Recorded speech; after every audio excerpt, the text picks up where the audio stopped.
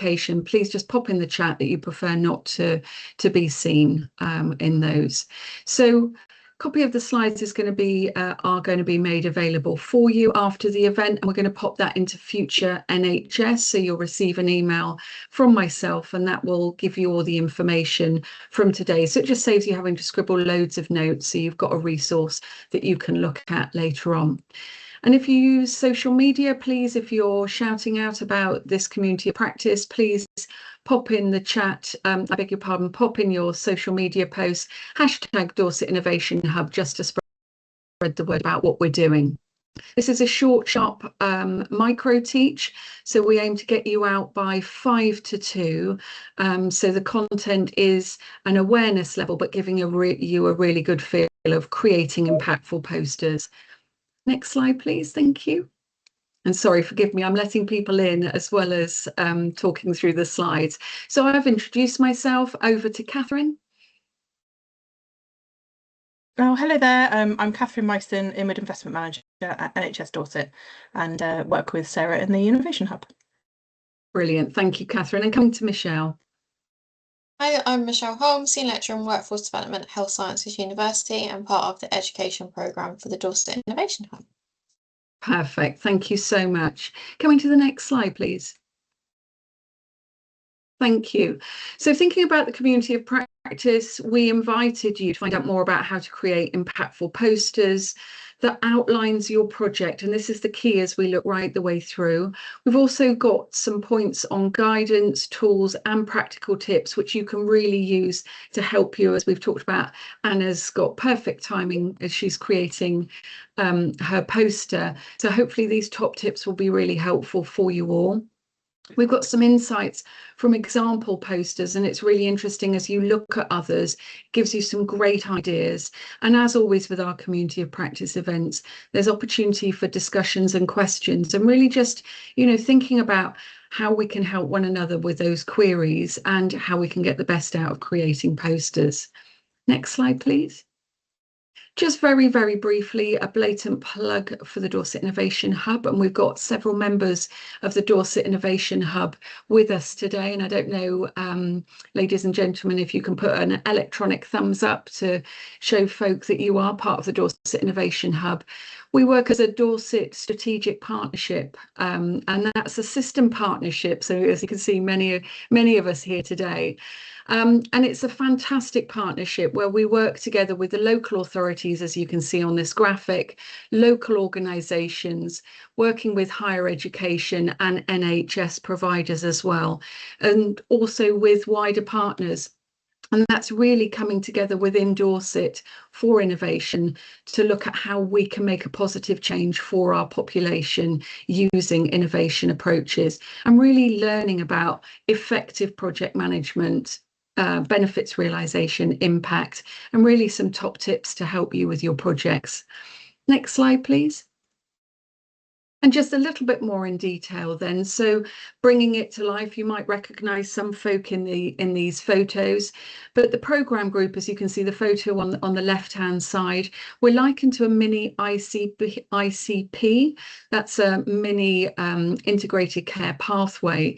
And that's representatives from the partner organisation that actually look at that strategic development, looking at priority projects, thinking about communication and thinking really about strategy, receiving reports, mitigating risk, but really having that oversight, that umbrella to be able to support work that we've agreed as partners we will undertake together. And then on the right hand side, as I've said here on the slide, small but perfectly formed, is the innovation core team. And these are what I lovingly call the doers. So these are folk that do undertake the practicalities of project work, supporting priority projects, and taking forward that realisation of the strategy. And one part is, for example, the education programme that we run with Health Sciences University, and then others thinking about project management, engagement, and that benefits realisation, so looking at evaluation as well.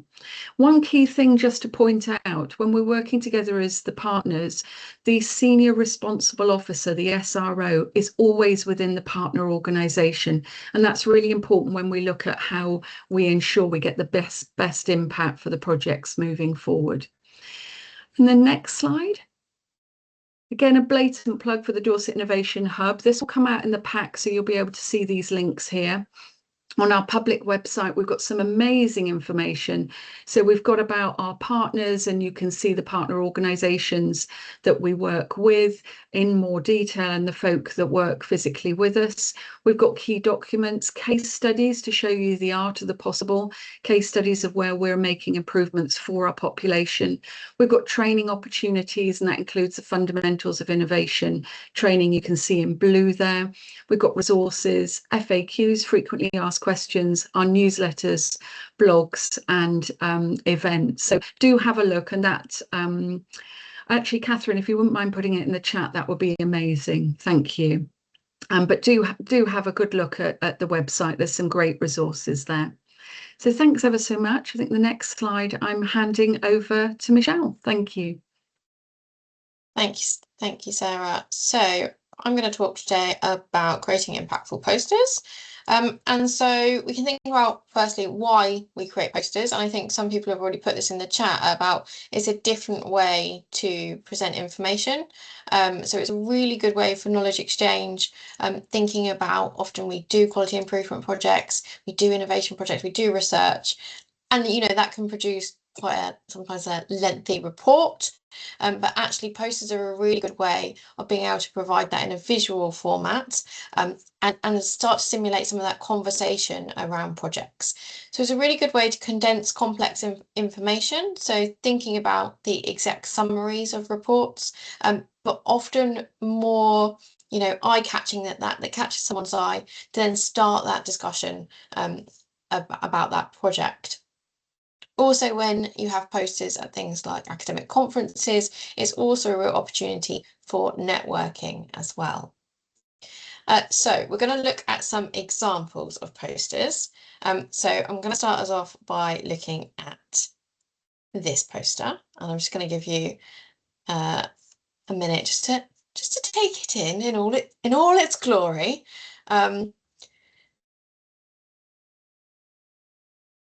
I will say that this is not it is a fake study. So I'm quite relieved, Michelle, I have to say. Well, we say this, so there's this poster, and then I'm going to also show you this poster, which is a real study. So again, just to take those in.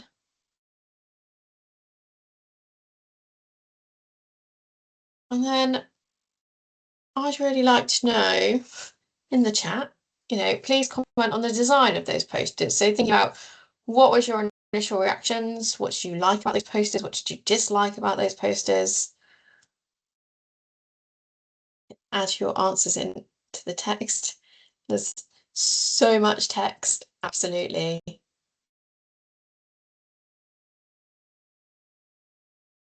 Too busy, hard to read, too much information.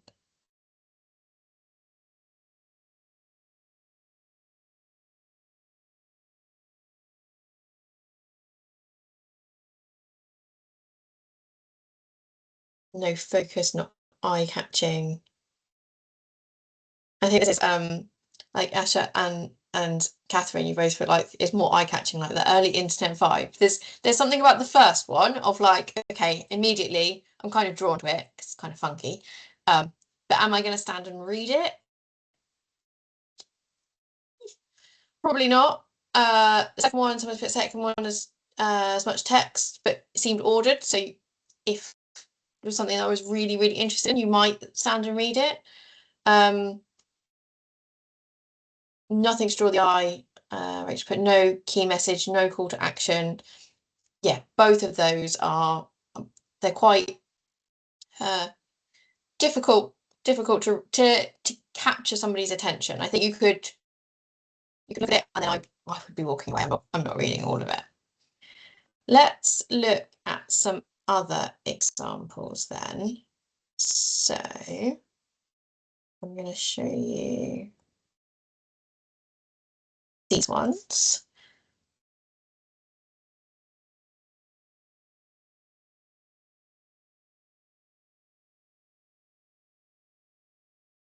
So the first one on the left, set up as a series of text messages. On the right, more colourful than potentially some of our the one earlier that was all had a white background.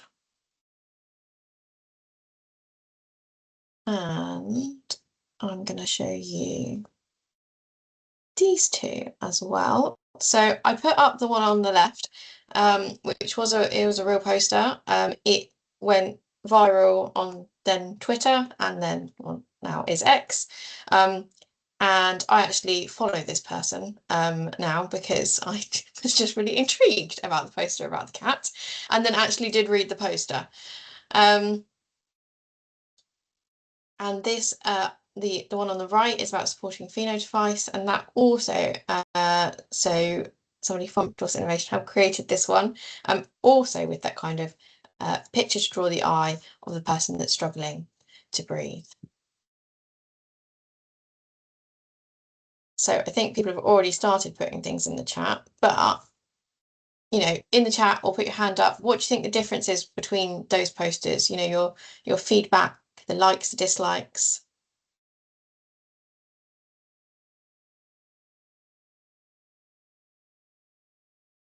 Yeah, the cat one drew me in. The cat is engaging. Good images of the cat poster.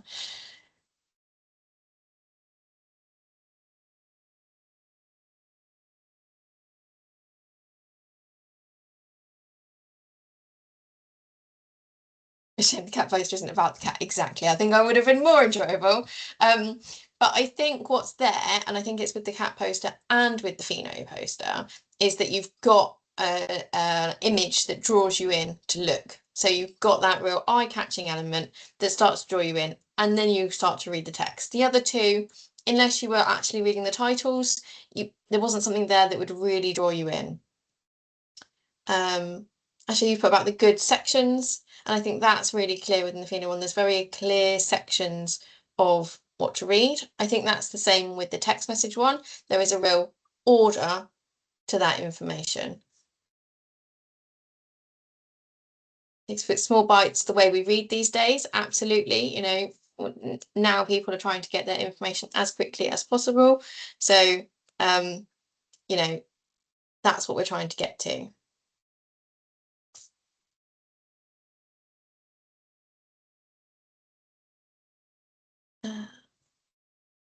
Okay, and then I'm just going to show you some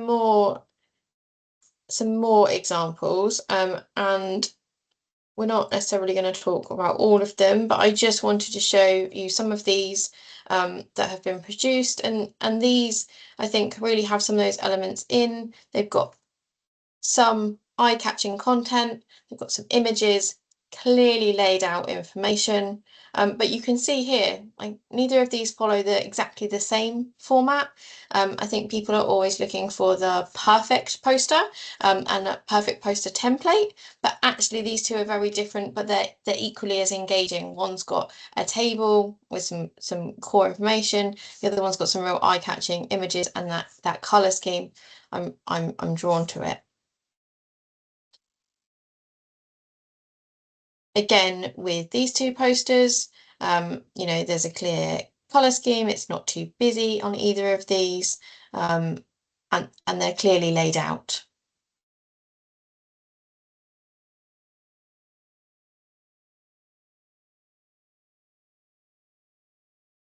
And then I was going to show, so this was the winning poster for a call for improvement project posters as part of the Dorset Innovation Hub Summit. So, and here you can see actually, you know, it's got some very clear sections. It's got some eye-catching images. I think what's really nice with this one is the quote in the middle.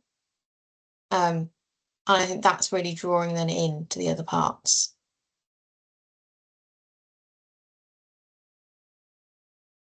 Are there any thoughts about this as the winning poster?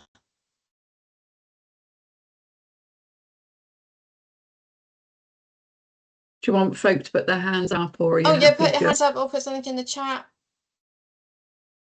I was just thinking there's something really personal, isn't there? You're almost seeing the image of the guy, and then you're imagining it's him saying, "I never thought care like this was possible when I was homeless." It's really emotive.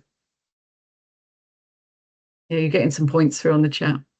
Yeah, the quote engages you, makes you want to read the rest of it. It is very effective.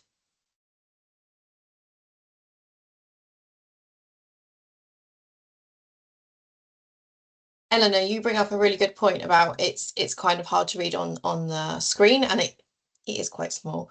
But actually, I'm going to come to that in a minute about what the way you're creating that poster and the size and where you're going to read it. So hold on to that point. Yeah, the subtitles, they really help to guide the reading. So, you know, if you were just scanning it, you could really quickly scan and take away a key point in each of these areas. So I will move on to planning the impactful posters. So really sort of early consideration. So we want to think about what's the most important element of the project. So and I have put another point in here about what is the take-home message. So I think one of the when we were critiquing the other posters, one of the point was there was no kind of call to action. There was no kind of easy part that you could take away. And actually, some of these, the winning poster, there was a real thing there about it's trying to say what Health Bus do, and that quote would have stuck with me as to that's what Health Bus do. They provide that care. So when we're thinking about planning your posters, it's thinking about what is the purpose? What do you want people to take away from the poster? You know, what do you want them to be able to then go, oh, I saw that poster and that was about this project. So we also want to think about how can you visually share some of that? Are there things like images? Are there quotes? Are there key points of data that you might want to put on that would showcase and really have that impact? We think about the audience of the poster. So, you know, one of the nice things about the poster is it can often be reused in different settings, but we want to think about, you know, where are you taking that poster to? Is it to put up in your own organisation? Is it to take to an academic conference? You know, where is that to go to something like the Dorset Innovation Hub Summit? Where is that poster being taken? Who is it going to be seen by? And then thinking about what that audience, you'd want that audience to take home. And then some really early considerations, I think, as Eleanor pointed out, you know, will the poster be shared electronically or is it part of a printed communications? Is it going to be a big A0 poster that's going to go up at a conference? Is it going to be something that's A4 that's stuck in the staff room? And that might change kind of some of the layout, some of the things that you might want to think about. So those are some really early considerations. And then an activity that I think is really important to do when you're planning your poster is to think about what then to include. So one of the things I like to do is really break down what is that primary message, and sort of you can do this as a brainstorm, but think about what is that primary message, and then break that down into the content into smaller sections. So just like you would with a report or an executive summary, you're thinking about, you know, the introduction, that background of any kind of project, the aim of that, the methods and what was done, the results and any discussion.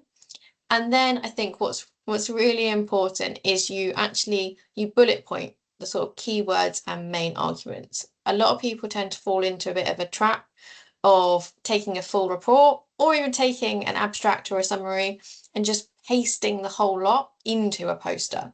And that was kind of those early posters that we saw where it was such condensed text that we're not going to stand there and read it. So I always find it's better to start again. So don't paste it and edit it.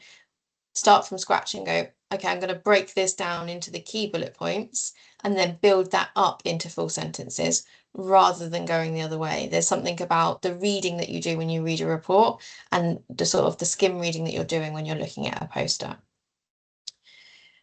Also from this, you can identify identify information that you want to present visually. So, you know, in some of those there were tables, you might have figures, you might have graphs that you want to present and show that data visually rather than text.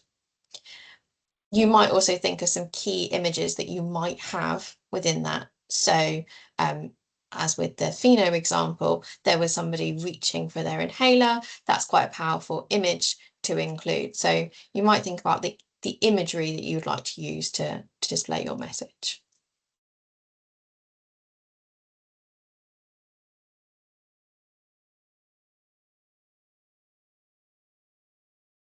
Okay, so these are some sort of design principles for posters. And so the first one is thinking about sort of an A1 poster that you might see at sort of an academic conference. So important information should be readable from 10 feet away. So that's actually quite a distance. And so you've got to think about the font size, and I have got some more on font size information a bit later. And you should have sort of word count of no more of sort of 300 to 800 words, and I would be leaning towards the lower end of that figure. Again, you saw from those really high text examples that most people they wouldn't be bothered to kind of read it, whereas some of the others, I think they're so simple that the ones with fewer words you would be able to, you'd stand and take more away even though there's less words. You know, think about the use of the bullets, the numbering, the headlines. You know, people really identified that the breaking up of those different components was really useful. Think about making sure it's in a readable font. I think in the first example, which had the complicated background, actually even the title was kind of at a real angle, and it's very difficult to read. It's actually about guinea pigs in space. It took me a long time before I even realised that. And so you know, you want to make sure there's a contrast in the colour and the font size, and making sure that then that's easily read. You know, some of the points about the winning one from Health Bus is actually then there's quite a contrast in the different areas of it's very clear what is a subtitle and what's the main text. Effective use of colour and graphics. So I think most people said the one that had like a completely white background and then it had white text boxes with black text. That's not very engaging, but some of the others might be too colourful and too complex, like the one with the space. There was so much going on that you can't really concentrate on the message. You know, it is okay to have empty text and empty space, and making sure things are laid out enough and there's space there so that people can look at the content. I've already talked about presenting data with images, charts, graphs and tables.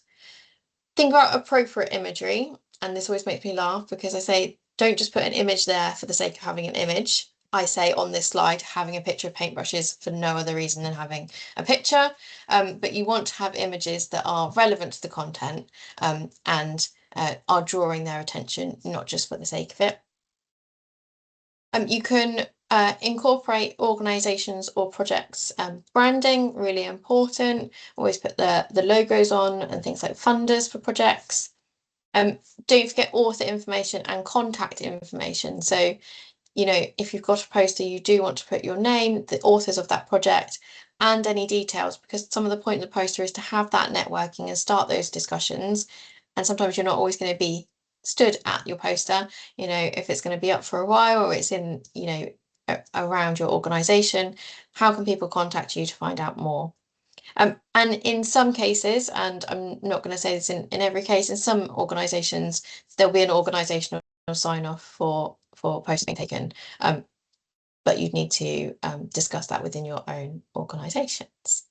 Michelle, do you mind if I Yes. jump in just at that point? Yeah. That's a point that for many of us from different organisations, as you say, there'll be different approaches, but it's thinking about the content of your poster and thinking about reputational damage. So what are you saying? Because if you're looking at clinical standards are for example lower, could there be some sort of media coverage with it depending on where you're showing that poster? So thinking about the implications questions and just checking with your line manager, perhaps your directorate manager, just to double check. So it's thinking about from the organisational perspective, how do they really feel it will impact? Hope you don't mind me nipping in there, Michelle. No, perfect. Thank you. So some things about poster layouts. So actually nearly all of the ones that we saw later on were all portrait, and this is a landscape one. If you are taking your poster to an academic conference, do read the guidance from the conference about which way and which size they want the posters. Otherwise you'll be the person at the conference who's got it the wrong way up on the poster board. This layout that I've put here is from a website which talks about being better posters, and they argue that actually you could have a format where you just have some really key information in the middle, and then you've got text on either side.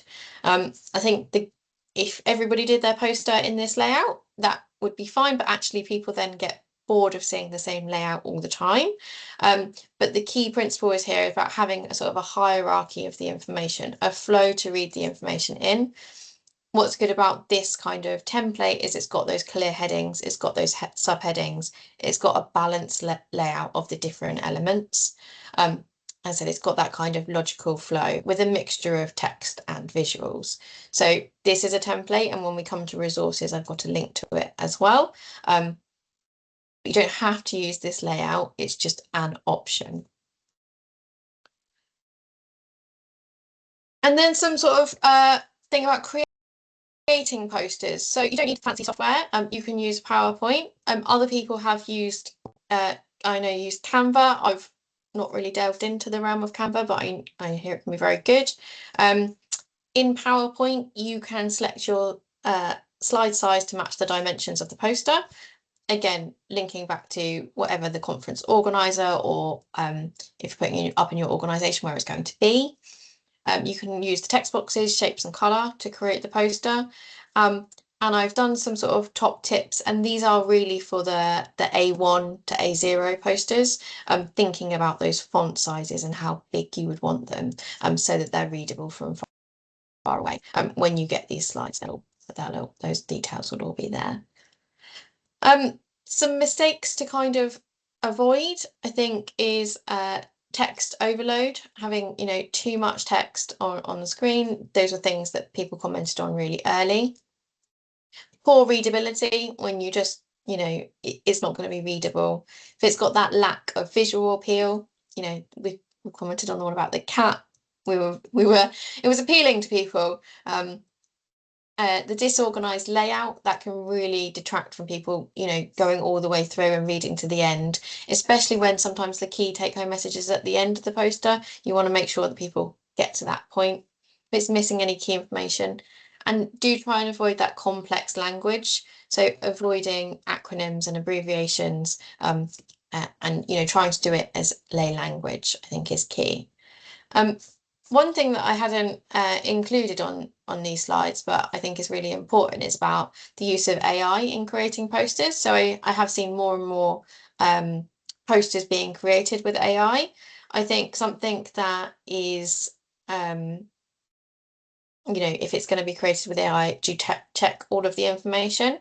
But I have seen where AI is then just creating very similar posters quite a lot of the time, and again, it detracts from that point about you want your poster to be eye-catching, you want it to be different.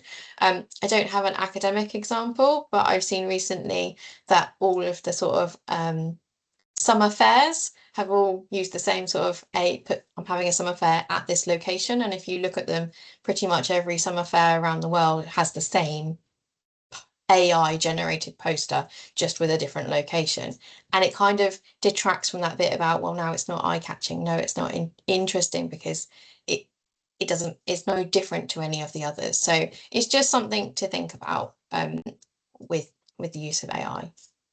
And actually, it is fairly simple to create them yourselves in something like PowerPoint or Canva.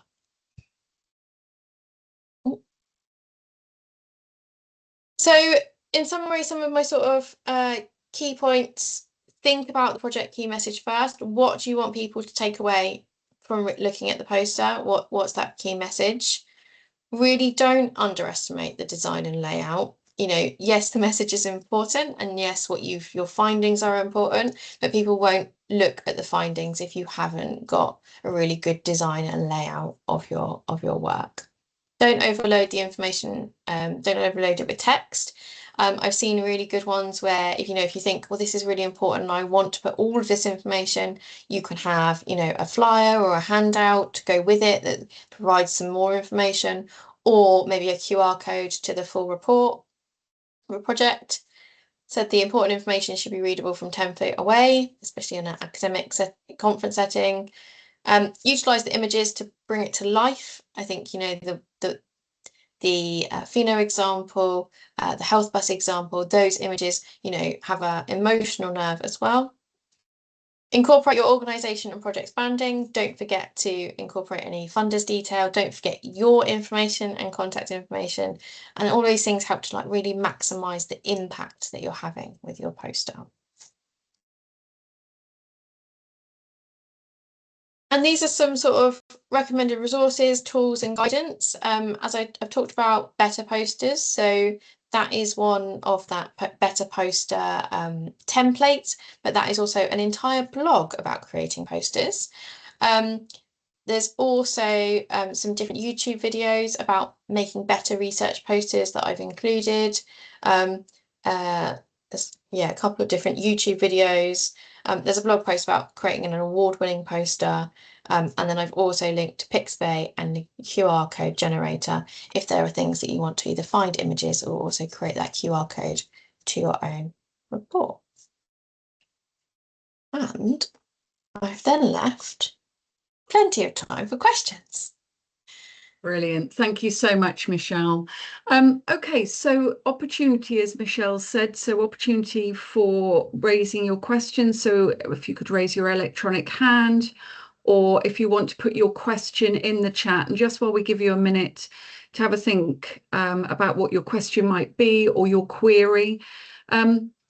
Just thinking about, I was really interested, Michelle, thinking about purposes of posters, thinking about attracting folk to be able to read them, promoting results, thinking about a competition someone might be putting in for, and also thinking about audiences, so children, patients, service users, staff. So thinking about that level of knowledge and readability. Do you have any thoughts there as we're just waiting for the questions to come in?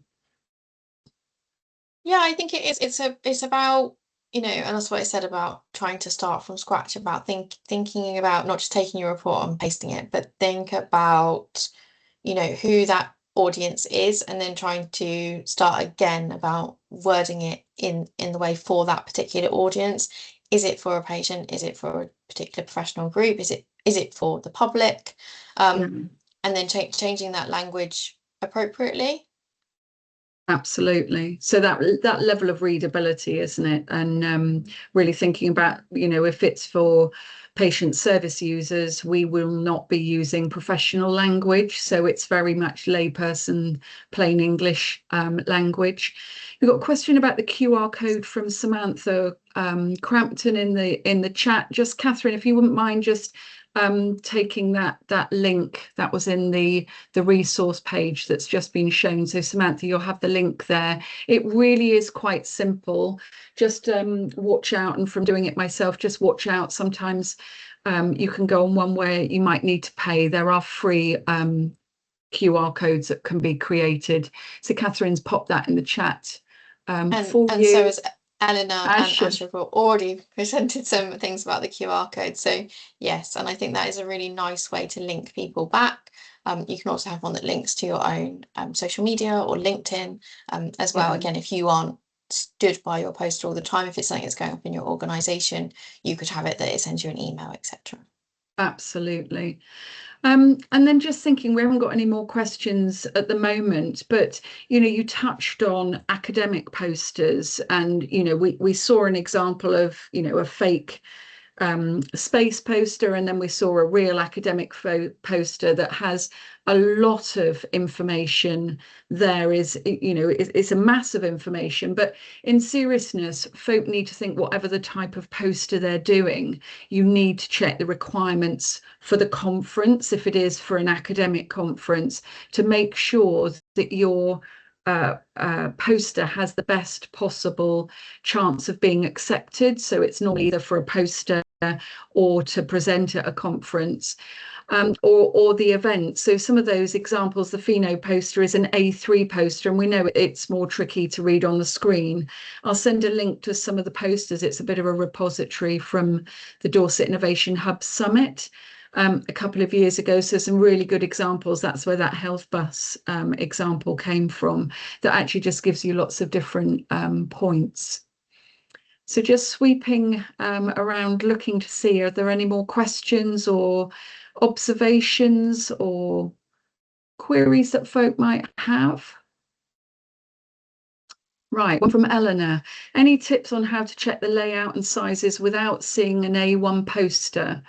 Cost to get the poster printed, but sometimes I only see the problems when I'm seeing it in real life. This is a great point. Oh, it's a really good one. I mean, there's two things. There's one which is obviously make it 100% size on your screen, and kind of, I know that then you have to kind of scroll all the way through it, but checking it as the real size. And I also try to, like, I often print out an A4 copy of it just to kind of do a proofreading. Look, okay, does it look okay as a whole? But no, other than those two, there's not really a good way. But I do try and do both, of making 100% on my screen to see, does that size look about right? Just want to add just one extra thing that I use quite effectively is fresh eyes. So, you know, you've created the poster, you're really in the detail, you're probably not reading it the same way as someone that has not read it before.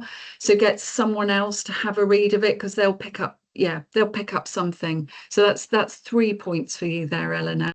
So and Eleanor likes that, so that's a good chance. She says, any top tips for posters that will be viewed electronically? More conferences are doing posters electronically. They definitely are. So Eleanor, again, this is Eleanor Corbett this time.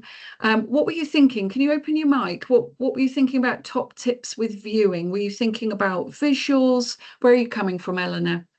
Yeah, no, I think visuals, because I've just come back from a conference where they had like a giant tablet, and so you've got 2 or 3 people around a great big giant screen, and they're flicking through, and it's kind of, so it's a different size to a big poster, and you're you know, people are flicking through several at a time, you know, they're kind of scrolling. So it was anything that would sort of make them stop at yours, and actually anything about the presentation on that smaller scale would be appreciated. Thank you. Thanks. And I think it does really vary, because I think even those electronic posters, obviously the one you went to was on a tablet. The one I recently went to, they were A0 size, but they had these big screens. So it's a weird one. So I think it's still about checking those requirements, even if it is electronic, and thinking about how it will be presented. I do think the thing about that kind of the scrolling thing is, like, they're scrolling through, you're not just kind of wandering and will stop. It's got to really be eye-catching to have somebody stop. So I think it is about, you know, making sure that the title is really clear, making sure there is some kind of imagery to attract, and yes, my key thing would be to make sure that take-home message is as prominent as possible. So if people have scrolled through, and they haven't taken in all the information, they have taken in that take-home message at the minimum, would be my 3 kind of points. Yes, and just, you know, again, checking the kind of how does it look on a screen, and is it readable on a screen, because sometimes those things are different. It's actually potentially a problem when conferences are trying to reduce the amount of paper printing, the costs, because there is just this blurring of scrolling, and actually people become numb to it. So maybe that's where a little visual with a cat comes in, something that really makes it pop. I'm saying it flippantly, but actually it's a really serious point. How can you make that poster stand out? So hopefully that helps. There were a couple of points as you were saying, folk were saying what they wanted to get out of the session. Just coming to Vicky from BART, so keen to help colleagues develop interesting posters for staff and patients. Vicky, are you still with us? Is there anything else you'd like us to come to, or any points you'd like? See if Vicky's. I am still here. Hi, Vicky. Yes, thank you. It was a really useful presentation. I think for me the challenge is again trying to sort of have a template that people can start from. And we've got these new boards up in our corridor, so it's for staff but also patients, and trying to condense a QI project into something clear for staff and patients to understand, give staff a bit of a template, but then not all to look the same. And we've started using PowerPoint, but then how to make them look different, even though the basic sort of template is the same. So there are a few tips there. I think I still need to play around with it a bit in terms of making it more colourful and things like that. But yeah, we've used a bit of AI to simplify the language and then obviously review it, but trying to make the language more simple. That's something we've used. So Brilliant. Yeah, and there were lots of good tips. Just that point about as well, thinking about a poster for patients is quite different from staff. Just so you're thinking about that content. And it's also really interesting when you get different folk creating posters, there's a different look. You don't want it to come out, like you're saying, looking exactly the same. So there are some points there. Michelle, is there anything else from your perspective?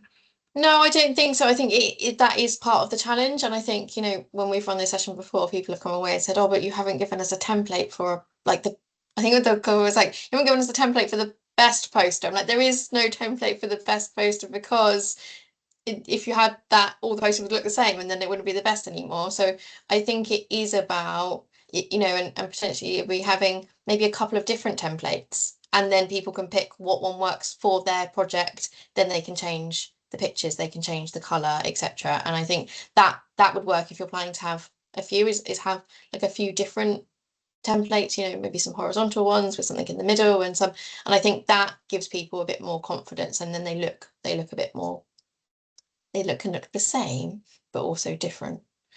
Yeah, they can look more unique, can't they?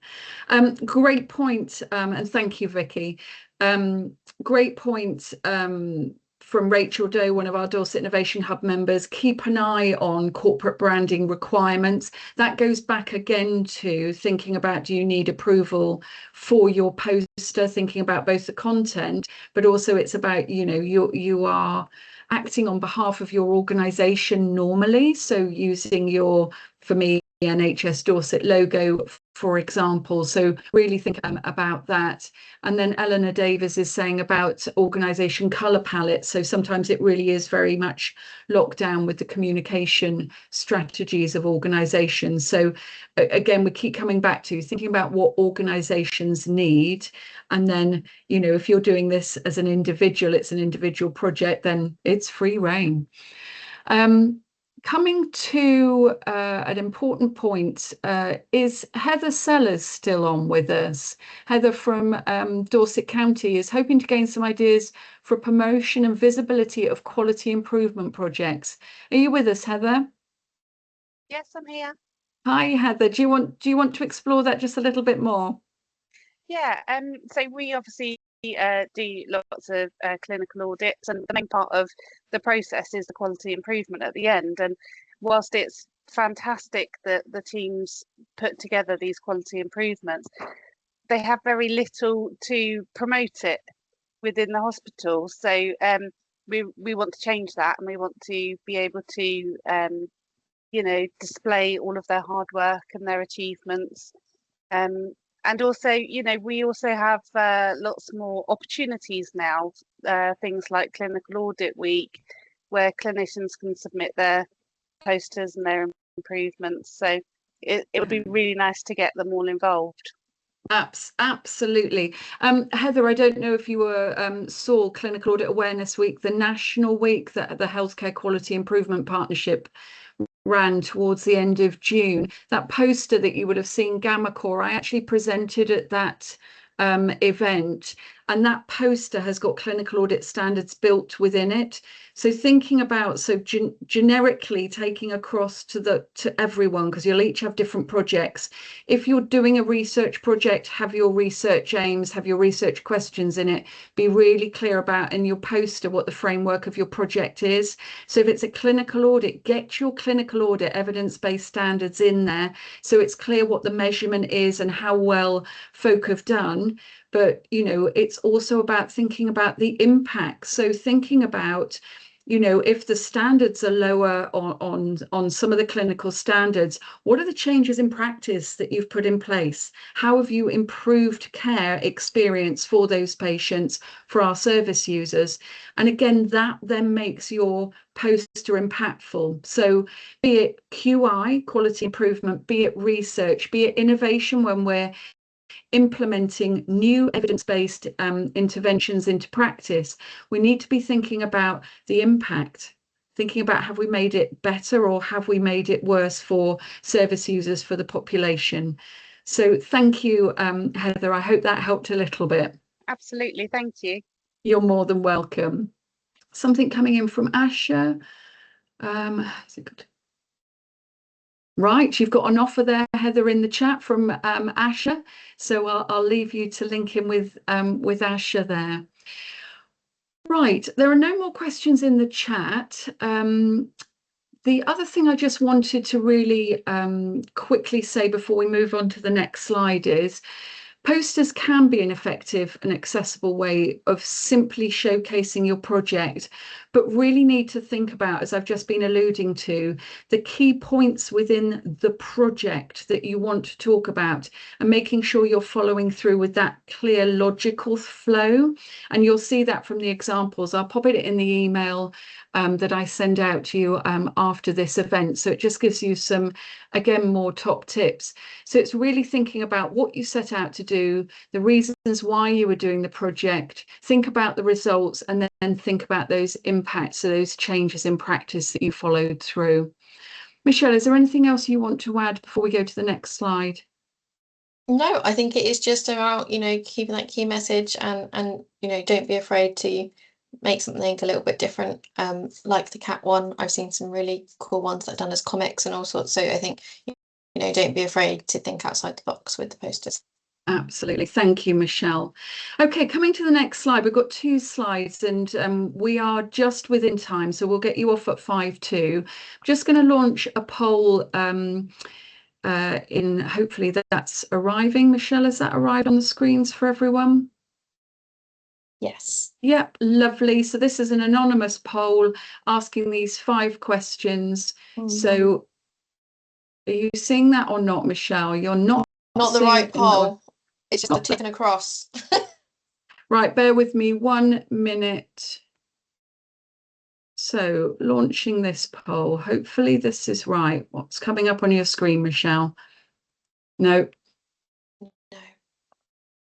Right, if you could just go for a second to the next slide, bear with, and I'm going to try and do this poll as we go. Michelle, are you all right to talk to this slide while I quickly do the poll? I'll talk to this slide. So really thank you for joining us.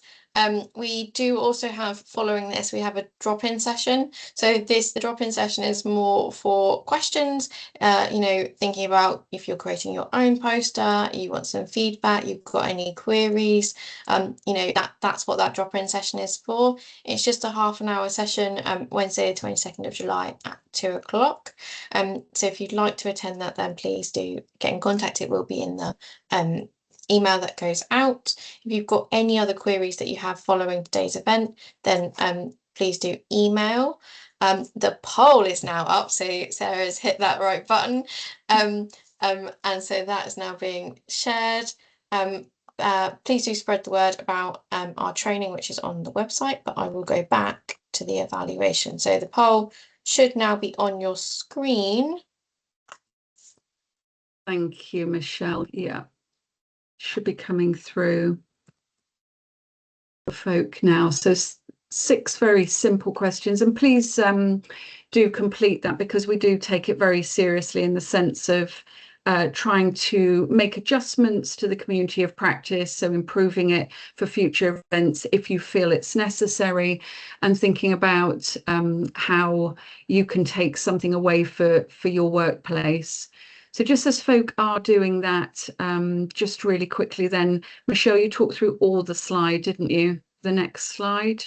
Yes. So that drop-in session. So that drop-in session is just if you've got further questions or you've started to explore, will be available for a half-an-hour session. Just if you want to go, how the heck do you get that to A3 size on PowerPoint? So it's thinking about that coming through.